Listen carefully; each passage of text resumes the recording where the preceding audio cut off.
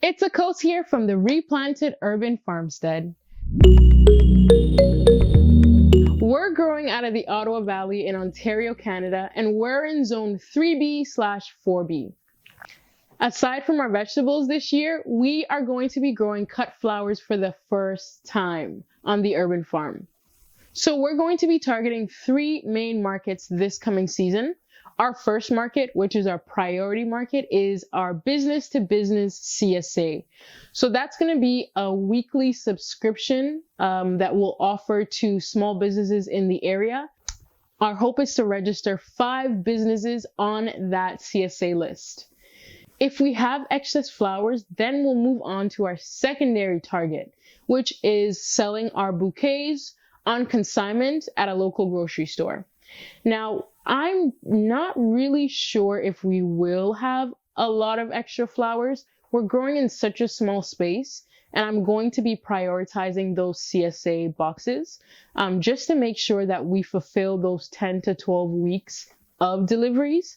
But if there is a glut, I do want to make sure that I have a plan for it. So that's when I'll look at creating bouquets that will sell on consignment at grocery stores. And of course, that consignment structure is simply because I don't know how much extra I will have, but I do want to plan for the excess. And if I have even more excess, so aside from the CSAs and the grocery stores, then I'd love to offer our flowers to our third market, which is just direct to consumer. And we'll be doing that through a bouquet bar. So we'll set up flowers in buckets and people will come and create their own bouquets. And that will charge by the, oh man, what's the name? By the stalk? By the, no, one flower thing. By the stem. Right now, I'm reading Floret Farm's Cut Flower Garden book. So I'm going to be following her advice on plant spacing so that I can get the most out of my garden. So let's get into the flowers. So first I want to talk about the filler flowers that I will be growing this coming season. In the Cut Flower Farm book, Erin says you really don't want to forget your fillers. In fact, you actually want to grow half actual flowers and then half of your space should be dedicated to fillers. Like, that's how important they are. So I've actually split my fillers into the 2 seasons. So spring/summer, which I group into 1 season, and then the fall, or I guess the end of summer/fall. So the first filler flower that I'll be growing for the spring/summer season is Bells of Ireland. The next is Frosted Explosion, then Bouquet Dill, Shiso, Opal and Genovese basil, and Parisian cress. Now, shiso and Parisian cress are both edible. Well, actually, so is basil. The leaves are edible, and actually, so is dill. They're all edible.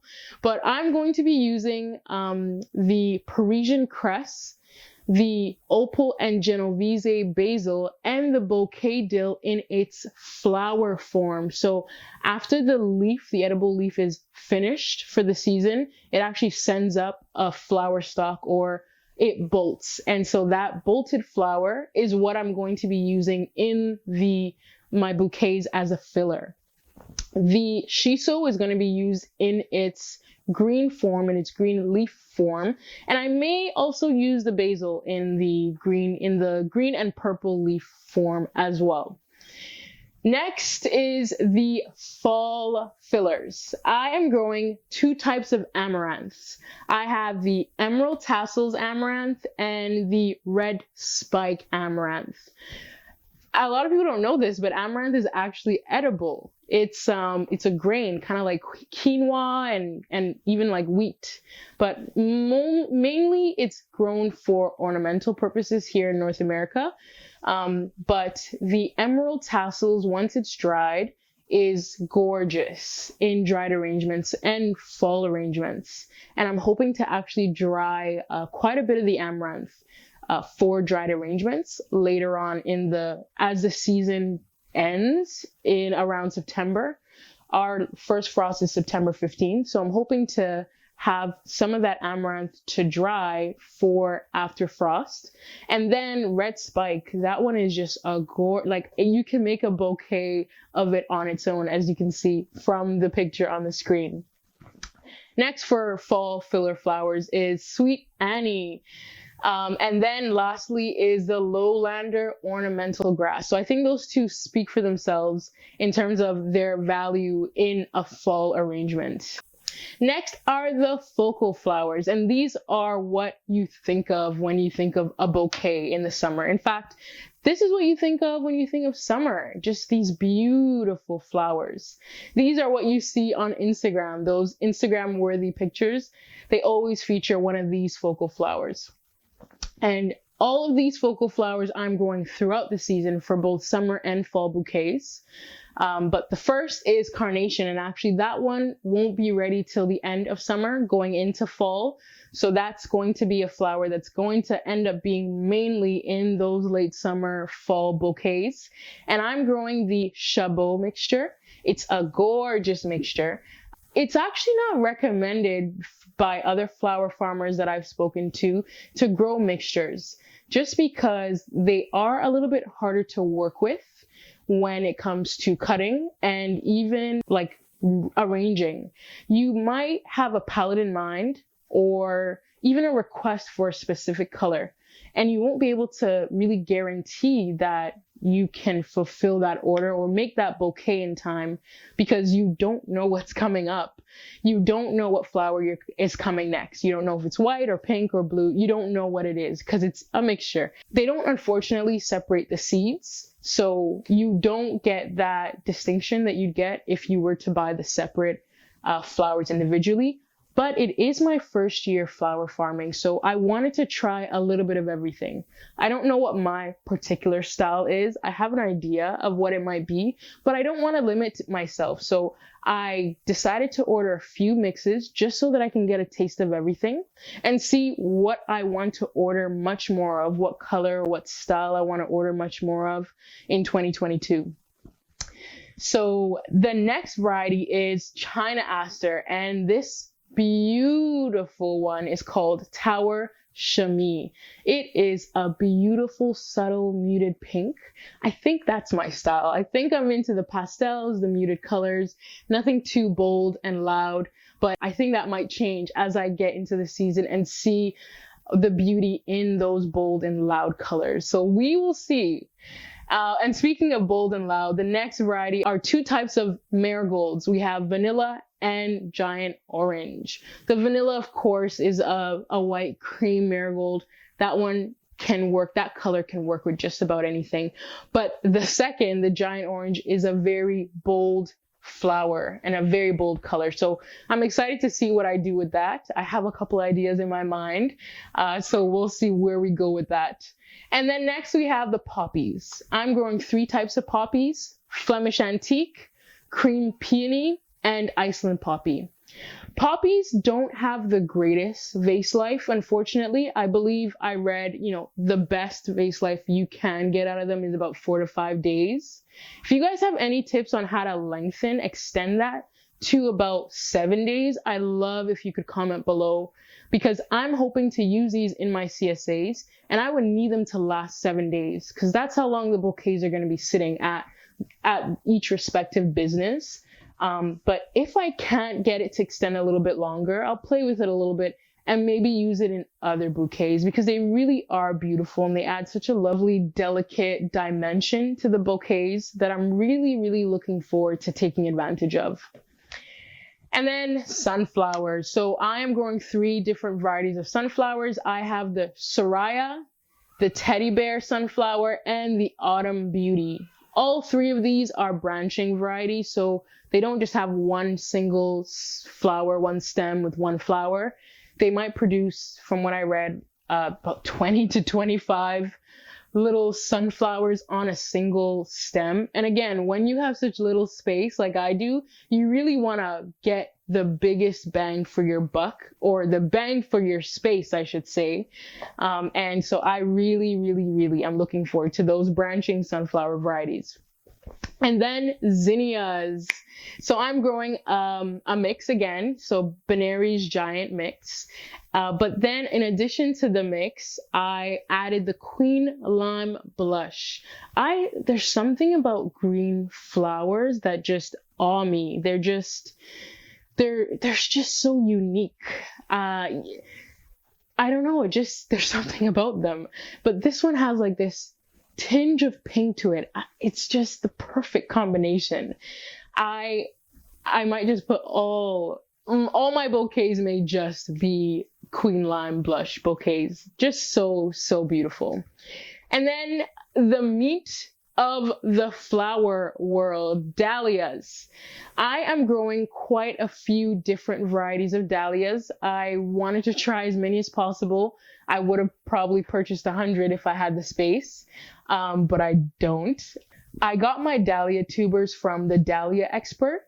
They are actually based in Ontario, so which was great. So shipping was free over a specific amount, and they're not quite. They did have wholesale tubers, but they required me to get larger quantities of just like 1 or 2 colors and varieties. And I just don't have the space for like 10 or 20 tubers of just one single variety.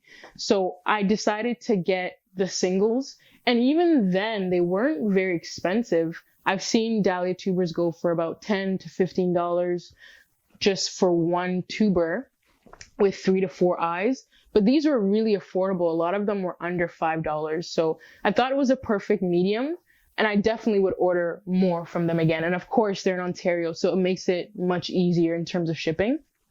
So the dahlia varieties that I'm growing are Sweet Love, Sylvia, Center Court, Teddy, Sunkissed, Chilson's Pride, Redcap, and Robin Regal. I also have a few dinner plate dahlias, of course, and they are Babylon Bronze, Kevin Floodlight, Shiloh Noel. This one is gorgeous. I cannot wait to see this one in real life. And White Dinner Plate. So I'm excited. I'm so excited. Everyone knows dahlias are like the queen of bouquets. So I am so stoked to be growing these dahlias this season. And then next we have Ranunculus. I am growing an Italian elegance mix. I decided on only mixes for my Ranunculuses, simply because it was easier. I wanted to try as many colors as possible. So in the Italian elegance mix is the varieties Bianco, Hot Pink, Ciclamino, Pastello, Clementine, and Crema. So that's the first mix. And then I'm growing a second mix. And that one is just like a basic mix. So it just includes red, orange, white, pink, and yellow ranunculuses. So those are the focal flowers that I'm growing this season. And then next is what I call spire flowers. So these are flowers that have a tall flowering stem. They add a lot of dimension to bouquets because of how tall they can get. So the first one is Delphinium. This one's actually a perennial, so that's amazing. Wherever I plant it, that's where it's going to be forever, hopefully. And this variety is a mix. It's the Pacific Giant Mix. The next spire flower is Larkspur. I'm only growing one variety. I had a bit of an issue with, I bought more seeds, but they never shipped, so I canceled my order because it was just getting too late. So I only have this one variety, Rocket. It's a really interesting purple blue color. I don't know how much I'm going to be using this because of the color, but we'll see. We'll see what we do with it. And then I have a Snapdragon mix and a Stalks mix, and then I'm growing the Foxglove Dalmatian Peach variety. That one is a variety that blooms in its first year. So foxgloves are biennial, so they tend to grow in their first year and then flower in their second year.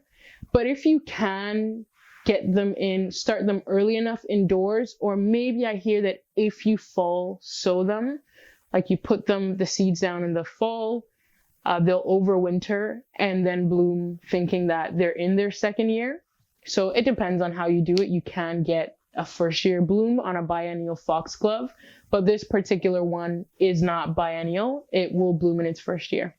And then we have our supporting flowers. A bouquet is not just focal flowers. To give a bouquet dimension, value, and balance, you need a little bit of everything. In fact, you very likely need more supporting flowers and filler flowers than you will need focal flowers.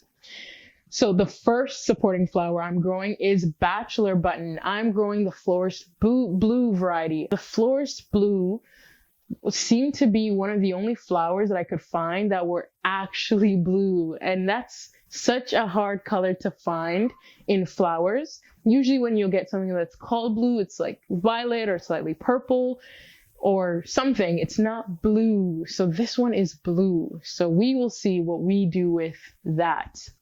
The next is Calendula.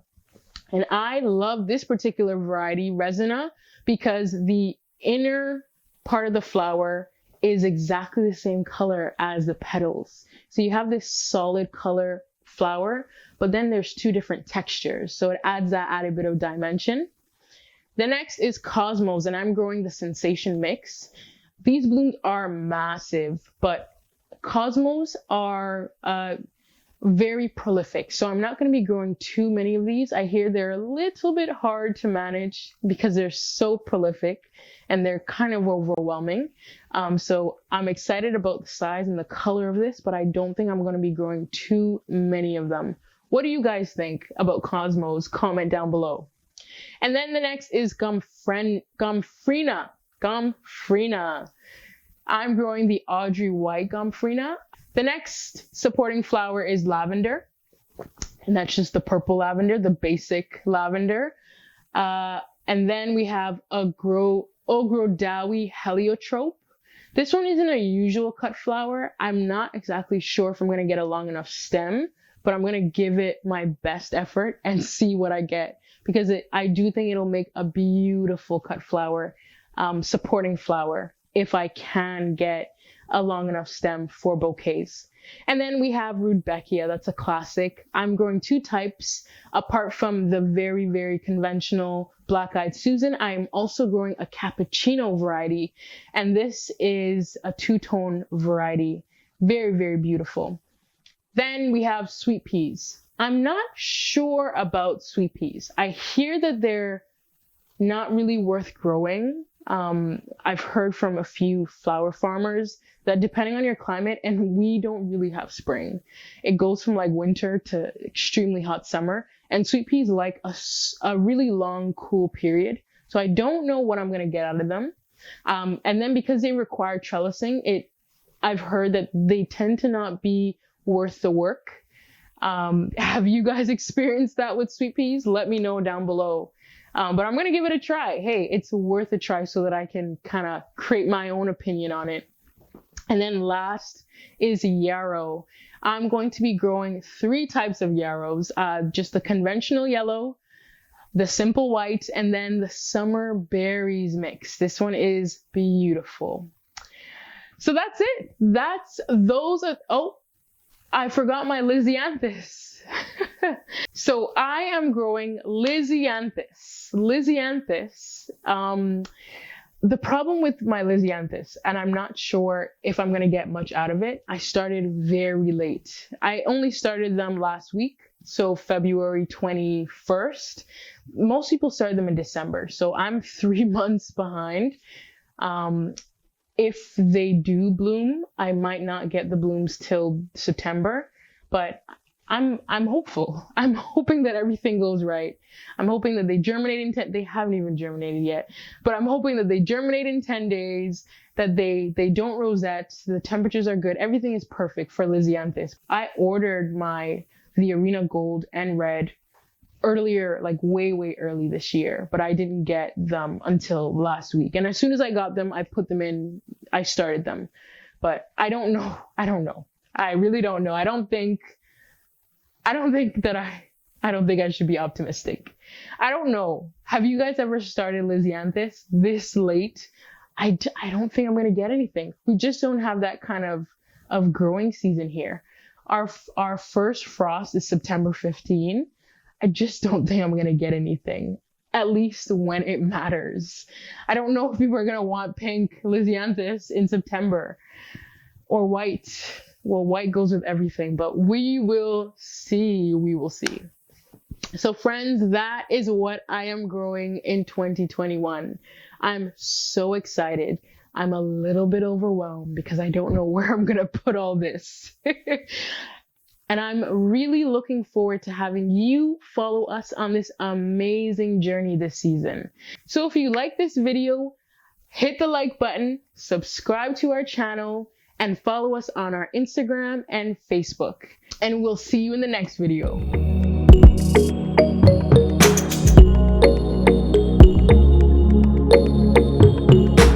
Flowers that have a tall flowering stem, they add quite a lot of